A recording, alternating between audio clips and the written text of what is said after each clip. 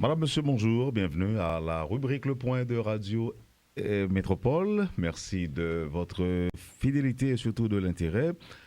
Ombline Stephenson, Madame Ombline Stephenson est professeure, elle est française. Elle va parler d'éducation et des petits. Et c'est à ce titre-là qu'on l'accueille à la rubrique Le Point de Métropole ce matin. Madame Stephenson, bonjour et merci d'être avec nous ce matin à Métropole. Bonjour Monsieur Wendel, merci beaucoup de m'accueillir aussi ce matin. Alors, vous avez entendu comment je vous ai annoncé, vous êtes professeur et là, vous allez nous parler d'éducation et comment former les petits ou encore comment s'y prendre pour bien former les petits. Oui, alors je parle des tout petits avant 2 ans et ensuite ce qu'on appelle l'âge préscolaire jusqu'à 5 ans. Bon, moi-même, ça fait quelques années que je suis dans l'éducation, puis j'ai eu des enfants, donc je me suis beaucoup posé la question, comment éduquer mes enfants, comment favoriser en eux les meilleures conditions d'apprentissage. Donc c'est pour ça que j'ai fondé une école. Et Ne serait-il pas bien de partager avec nous d'abord le constat que vous avez fait? On suppose que ce que vous faites en Haïti, ce que vous créez en Haïti en termes d'établissement scolaire, vient d'un constat que vous avez fait. Est-ce le cas? Absolument. En étudiant, en regardant un petit peu les sciences cognitives, c'est-à-dire les sciences qui s'intéressent au mode d'apprentissage des enfants, je me suis rendu compte que le système traditionnel était peu adapté aux enfants. Disons que ça ne développe pas les meilleurs potentiels. Mhm. Euh, L'enfant, il a, disons, comme des lois naturelles d'apprentissage. Il a une manière d'appréhender le monde et d'apprendre qu'il faut absolument entretenir et développer parce que c'est un vrai moteur et en même temps, il apprend avec plaisir. Mhm. Donc l'enfant, depuis qu'il est né, il apprend par toutes les stimulations, toutes les interactions, tout ce qu'il perçoit avec ses sens va créer des connexions dans son cerveau. C'est pas par l'observation, non. Alors l'observation, mais aussi bon, ce qu'il entend, Ce qu'il voit. tous ses sens. Mhm. Tout ce qu'il va recevoir depuis la naissance va créer des connexions dans son cerveau. Il y a un nombre de connexions neuronales incroyables qui se développent les premiers mois. Et puis au fur et à mesure, il va y avoir une sélection. Il y a des connexions qui vont se renforcer et d'autres qui vont s'affaiblir. C'est pour ça que les tout petits, par exemple, sont très ouverts à toutes les langues et sont capables de comprendre très vite de nombreux langages et d'être sensibles à de nombreux sons. Et au fur et à mesure, parce qu'il y a le son d'une langue qui va venir plus fréquemment à son cerveau, il va avoir une sensibilité à cette langue qui va se développer au détriment des autres. Mhm. Donc, il faut à la fois donner beaucoup d'interactions positives aux enfants, c'est-à-dire que toutes les expériences bonnes ou mauvaises vont créer quelque chose dans son cerveau, Mhm. et celles qu'on veut renforcer, ça va être par la répétition, ça va être par l'insistance, ça va être par des stimulations, des paroles, des échanges qui vont se répéter.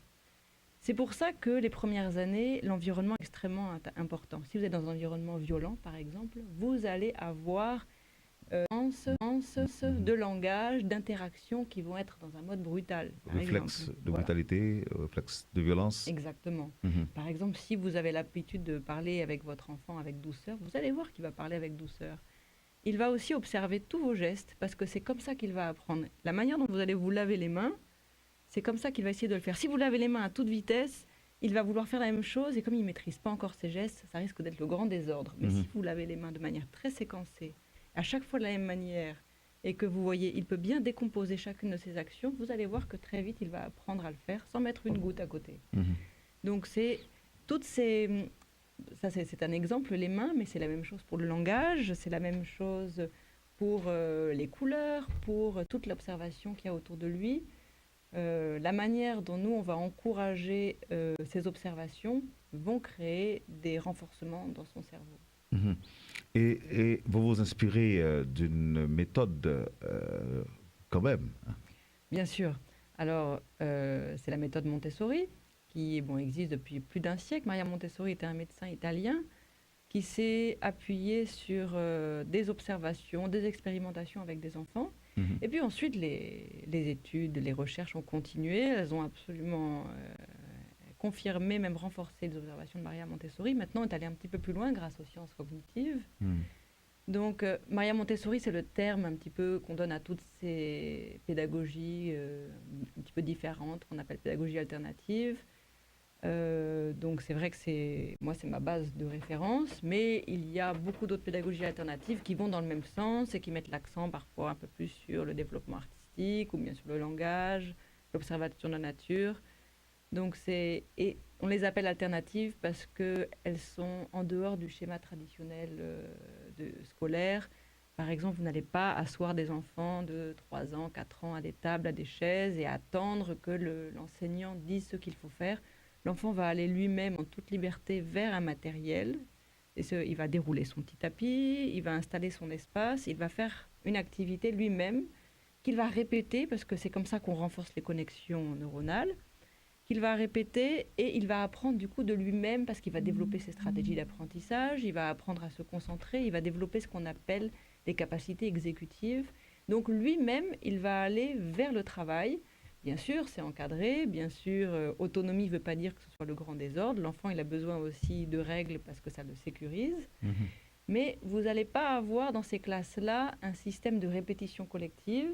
Vous allez avoir une attention au rythme de chaque enfant, parce que chaque enfant apprend à son rythme. Là, à l'école, j'ai des enfants qui sont arrivés, mais ils ont des enfants de 3 ans. Vous en avez qui parlaient français, vous en avez qui parlaient créole, il y en avait qui connaissaient les couleurs, il y en avait qui n'en connaissaient aucune, il y en avait qui savaient un petit peu compter, d'autres non. Ils ont tous des développements différents. Il y en a qui vont apprendre très très vite sur le langage, d'autres qui vont mettre du temps. Donc, si vous voulez que toute une tranche d'âge apprenne à la même vitesse, c'est pas possible. Ceux qui avancent vont être frustrés, ceux qui avancent trop vite, et ceux qui ont plus de difficultés dans certains domaines vont avoir du mal à suivre et vont se sentir aussi pas valorisés dans leurs apprentissages. Mhm. Donc, c'est vraiment une attention individuelle à l'enfant. Mhm. Vous ne privilégiez pas l'approche collective. Non. Alors, l'approche collective, elle existe quand même parce que c'était comme une collectivité, on apprend à vivre ensemble. Mhm. Mais c'est un système. Alors, l'approche collective, elle se fait parce qu'il y a beaucoup d'entraide. On mélange des classes d'âge parce que la présence des petits bénéficie beaucoup aux plus grands et des plus grands beaucoup aux petits. Parce que les plus grands vont indiquer aux enfants comment faire, comment ranger leur matériel, comment comprendre l'activité. Et on développe énormément l'empathie parce qu'il y a l'entraide. Alors, ce n'est pas dans le sens de l'instinct grégaire, par exemple, ce n'est pas en ce sens-là particulièrement, mais surtout chercher à savoir ce que chaque enfant a comme potentialité. Oui, exactement. Et c'est les potentialités, c'est vrai, mais je pense qu'ils ont tous un potentiel énorme. Par exemple, la capacité, Non, la alors je parle compréhension. de potentialité ou capacité spécifique à chaque Pour enfant. chaque enfant? Oui. Alors oui, parce qu'on se rend compte assez bien avec cette méthode que certains ont un goût plus prononcé pour certaines matières. Nous avons vu que certains avaient beaucoup de capacités en graphisme. On en a vu qui étaient très très attentifs à la musique. Et c'est pour ça aussi qu'il faut leur servir le mieux possible. Les enfants sont très sensibles au beau. On n'a pas besoin de leur faire étudier des poèmes avec des phrases pauvres, avec un langage bébé. Aux enfants de 2 ans, ils ont été capables de mémoriser avec beaucoup de plaisir un poème de Georges Castrat, par exemple. Mhm. Vous pouvez leur faire écouter de la musique classique et pas des musiques à la mode de festival, mais ils vont être sensibles aux instruments. Mhm. Par exemple, quand nous avons parlé du carnaval, nous avons montré des reproductions d'œuvres d'art. Les enfants ont une sensibilité très forte à la beauté. Ils ont un potentiel qui nous dépasse. Par exemple, un enfant de 2 ans qui commence à parler, vous lui montrez une carte du monde. À 2 ans et demi, il sait distinguer la mer de la terre, il sait nommer les continents. Et il va apprendre à reconnaître le relief, les villes. Et à 3 ans et demi, il va vous étonner en vous disant, mais au Chili, comment ça se fait qu'il y ait de la montagne et qu'il y ait tant de villes? Et si on bride l'enfant en lui disant, non, t'as pas l'âge pour la géographie, t'as pas l'âge pour reconnaître les arbres, parce qu'un enfant de 2 ans aussi, il peut dire si c'est un amandier, si c'est un quénépier, etc. Mhm. Si au contraire on lui donne de la culture, on lui donne des interactions, on lui parle avec un vrai langage, vous allez voir qu'il va faire des progrès énormes, rapides, et en plus vous allez maintenir sa curiosité éveillée. Et quand je parle de langage, donc c'est par exemple, c'est pas un arbre, on va dire, c'est un amandier déjà, donc un langage précis, mais c'est aussi une grammaire parfaitement correcte. On va pas dire c'est quoi, on peut dire qu'est-ce que c'est. Mhm. On va pas dire il est où le chat, où est le chat. Il va enregistrer des structures grammaticales, du vocabulaire, qui font qu'il va très vite développer un langage qui est approprié et qui est juste. Mhm. Et on a parfois tendance, parce que c'est des enfants, on sous-estime leur capacité, on va parler un langage bébé, Mhm. on va leur parler comme s'ils ne comprenaient pas les mots. Un enfant qui ne parle pas, il est déjà en train d'emmagasiner des tas de structures grammaticales et beaucoup de vocabulaire. Mhm. Votre école a combien d'années déjà en Haïti? Une année seulement. Nous avons Une année. commencé en Et comment septembre a été la dernier. première expérience? Très bien. Bon, alors, difficile parce que la première année, il y a toujours beaucoup de choses à mettre en place. Il faut aussi créer la pédagogie qui n'est pas la pédagogie la plus évidente. Il faut sensibiliser à la fois les enseignants, c'est un gros travail de formation, et puis sensibiliser les parents. Donc, moi, je suis très satisfaite parce que j'ai vu que tous les enfants ont progressé, et en particulier dans leur comportement, leur capacité de concentration, leur capacité d'écoute. Je trouvais que beaucoup se sont ouverts. Alors, comme il faut continuer, que la partie pédagogique, c'est là la partie la plus sensible, nous recevons une coopérante française en septembre qui va passer 2 ans avec nous pour nous aider à former l'équipe, qui va nous aider sur toute la partie pédagogique. Donc ça aussi, ça va nous aider à nous renforcer. Bon, j'ai aussi des échanges avec des écoles Montessori en France ou ici, pour pouvoir faire des stages avec eux. Donc, moi, je continue aussi avec des formations en ligne parce que c'est tout un état d'esprit. Donc, pour enseigner avec cette méthode-là, c'est d'abord un travail sur vous-même, la gestion de vos émotions pour être capable d'apprendre aux enfants à gérer la leur. C'est comment gérer une autorité bienveillante sans que ce soit le désordre. C'est toute une attitude personnelle à développer vis-à-vis de l'enfance et vis-à-vis des comportements humains. Donc c'est pour ça que nous allons nous faire aider là pendant 2 ans avec une personne qui est un peu spécialisée dans la question. 5 conseils fondamentaux à partager ou encore à donner aux parents haïtiens. Alors, je dirais, première chose, à la maison, un environnement bienveillant, c'est-à-dire aimant et qui communique avec les enfants. Interagissez, nommez les choses et répondez à ces questions. Ne découragez pas sa curiosité. Une autre chose, deuxième chose, développer son autonomie. Laissez-le faire lui-même. C'est vrai que si vous allez lui-même lui mettre ses chaussures, c'est plus rapide. Mais lui, il va beaucoup apprendre, il va apprendre à se concentrer, à aller jusqu'au bout pour mettre ses chaussures et il va en tirer une grande fierté. Une troisième chose, ce serait ne pas négliger la beauté. Ne pas négliger, les enfants vont être sensibles à leur monde environnant et à une culture qui peut être élevée. Une autre chose très importante, c'est la nutrition.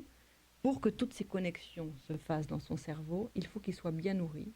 C'est pour ça qu'à l'école, il n'y a pas de boîte à lunch. On leur donne des repas avec un minimum d'huile, de graisse, de sel, de sucre, et qu'on leur donne beaucoup de fruits et de légumes.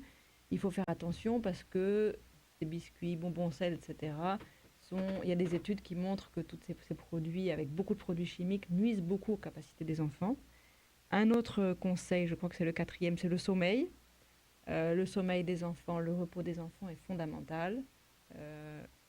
Dernière chose, je dirais aux parents de faire très attention aux écrans. Généralement, les pédopsychiatres disent pas d'écran pour les enfants avant 6 ans. Parce que l'enfant, il a besoin d'interagir avec son milieu, c'est par les sens qu'il va apprendre. Et donc l'impact d'apprentissage des écrans, il est très très mineur. Et l'écran va capter l'attention de l'enfant, ce qui fait qu'il va être passif. C'est pas à lui de faire l'effort de porter son attention sur quelque chose. Les enfants qui sont très exposés aux écrans, donc tablettes, téléphone, télévision, ce sont ceux qui sont les plus hyperactifs et qui ont le plus de difficultés à se concentrer. Donc, en général, on conseille carrément, c'est vrai que c'est radical, c'est pas facile, on leur dit pas d'écran avant 5-6 ans. Voilà. Ce seraient mes conseils.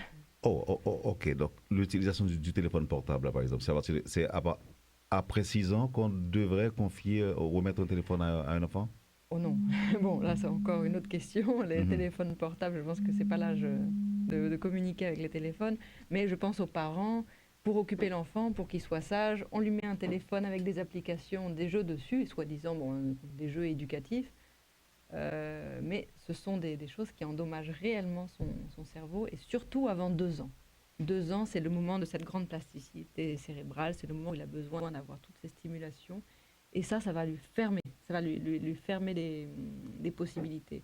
On sait que les interactions qu'il y a avant 2 ans vont être fondamentales pour son développement.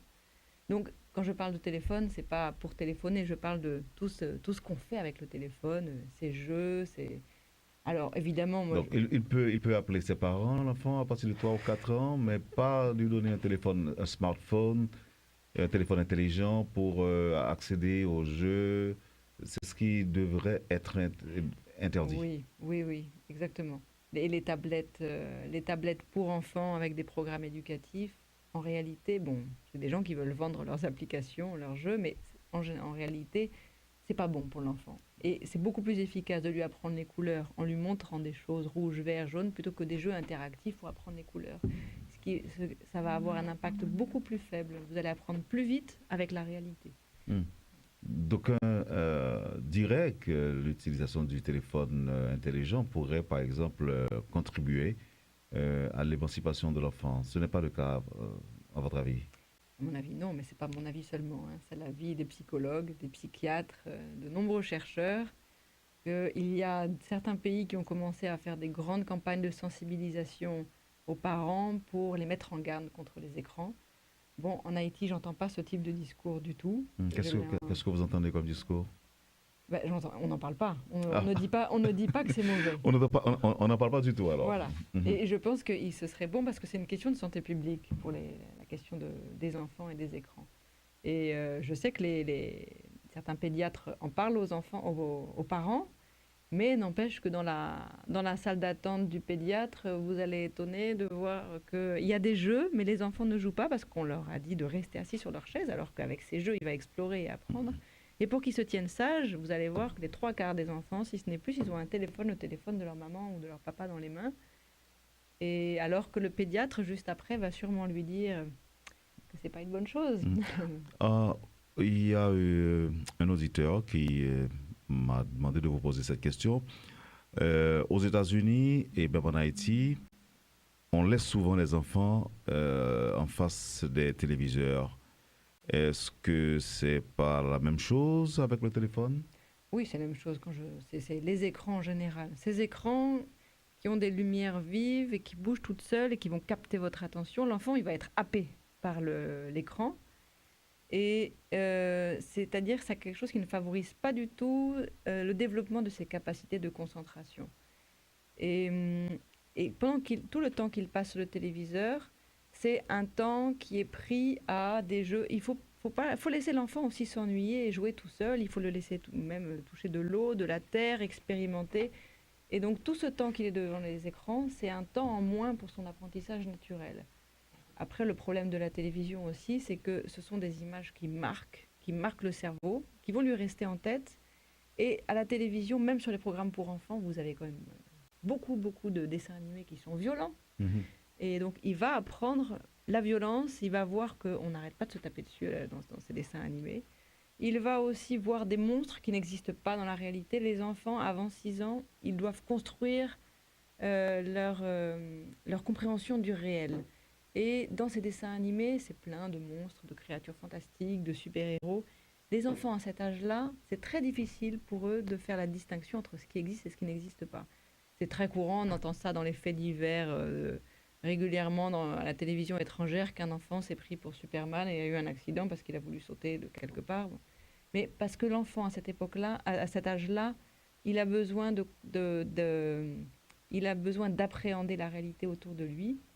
Et c'est vrai que ces images de la télévision qui sont très fortes, qui vont marquer son esprit, peuvent mettre beaucoup de confusion. J'ai vu ça avec des enfants à l'école, qui ont eu des paniques en croyant voir des dinosaures ou des monstres. Et ça, je suis sûre que c'est la télévision qui cause ça. Hmm. Madame Amblin Stephenson, un dernier point, rapport entre la santé et l'éducation. Alors la santé est fondamentale parce qu'il faut que votre enfant soit en forme pour bien apprendre. Donc le cerveau bien irrigué. Donc tout à l'heure, je parlais un petit peu d'alimentation. Je parlais d'alimentation et de sommeil. Il faut faire... alors, je vais revenir un petit peu sur l'alimentation. Il y a à la fois toutes ces nourritures qui sont pas bonnes pour le cerveau et puis celles qui sont bonnes. Donc donner beaucoup de fruits, de légumes, éviter les sodas, les bonbons sels, ça c'est une chose. Et puis aussi, c'est à cet âge-là que vont se développer les bonnes habitudes alimentaires. Les enfants apprennent très bien, ils sont très réceptifs et ils sont aussi, quand ils sont petits, ils sont très ouverts au goût. Ça va se fermer plus tard. Les enfants de 2, 3 ans, 4 ans, ils sont prêts. C'est pas vrai cette histoire qu'ils n'aiment pas les épinards. Si vous les avez habitués depuis toujours à manger des légumes, à manger des fruits, ils vont le faire.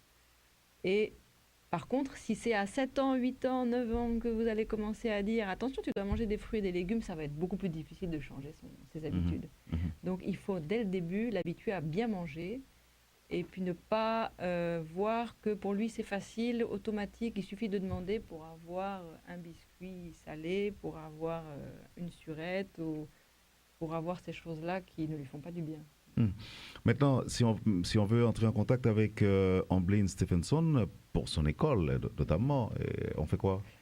Alors le mieux, c'est avec Facebook. Il y a la page de l'école qui s'appelle Le Toucan, donc LE, plus loin Toucan, Toucan. Là, vous trouverez des informations, vous pouvez m'écrire, je peux répondre à vos questions et voilà, Hmm. c'est le meilleur moyen de prendre contact avec moi. Le meilleur moyen aussi de confier ses enfants à Madame Stephenson? Exactement, pour la rentrée prochaine, oui, là j'attends vos enfants. Hmm. Euh, De, la de 2 ans garderie, à 6 alors ans? même à partir de 1 an, parce qu'on commence avec la garderie, et pas encore jusqu'à 6 ans, parce qu'on monte graduellement les années. Mhm, Donc là, on aura garderie, première année, deuxième année, quoi, les âges de première année, deuxième année maternelle. Chaque année, on continuera à monter les classes. Moi, mon objectif, c'est d'arriver le plus loin possible, donc continuer avec le fondamental, parce que c'est, même si les âges sont différents, on n'a pas les mêmes apprentissages, il y a la logique de l'épanouissement de l'enfant dans son apprentissage qui mhm. dure toutes les études. Avant d'être à l'école maternelle, j'ai enseigné au secondaire, et avant ça, j'étais à l'université. Donc, c'est pas la même chose, mais la logique de la motivation de l'apprentissage, elle est toujours là. Hmm. Voilà. Merci Amblin Stephenson et pour l'épanouissement ou le développement de l'enfant, pour éviter aussi qu'à l'avenir, certains enfants se voient obligés, une fois adultes par exemple, de subir des séances de dialyse. Bon, il faut une bonne alimentation au préalable. Évidemment, c'est de cela qu'il va s'agir dans un instant avec le docteur Max Harry Kernizon qui va nous parler de ce centre de dialyse qui va être opérationnel après-demain à l'hôpital Espoir de Delmas 75. Il sera avec nous dans un instant, disons tout de suite après la pause. Mais quant à vous, je vous remercie d'avoir accepté de venir ici à Métropole ce matin, non seulement pour parler de l'école que vous dirigez, mais aussi pour donner des conseils aux parents dans l'intérêt de leurs enfants. Et merci beaucoup, Monsieur Wendel. C'était très aimable de me recevoir et je suis très heureuse d'avoir pu partager toutes ces considérations sur l'éducation qui sont trop bonnes pour nos enfants et puis qui sont bonnes aussi pour l'avenir parce que nos enfants grandiront et tout ça va construire leur identité future. Merci encore une fois, Amblin Stephenson. Et le nom de l'école, de votre école encore, c'est Le toucan, Le Toucan. l'oiseau, le toucan. Voilà. C'est ça.